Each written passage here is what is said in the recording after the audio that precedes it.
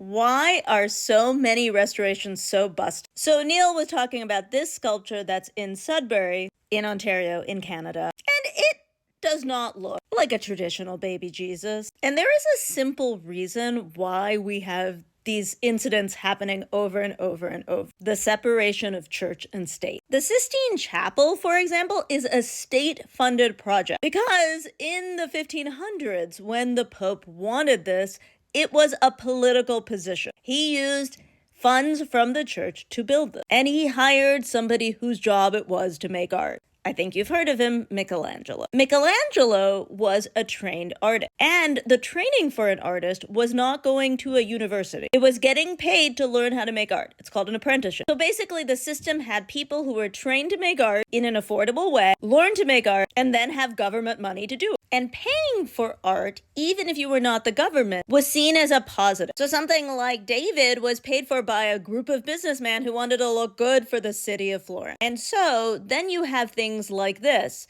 The head apparently needed a little repair. Not so many trained artists who work in that historic restoration. It costs money. There's no government money for this. And so a parishioner does it. After all now, art is often seen as a hobby rather than a career. And you get what you pay for.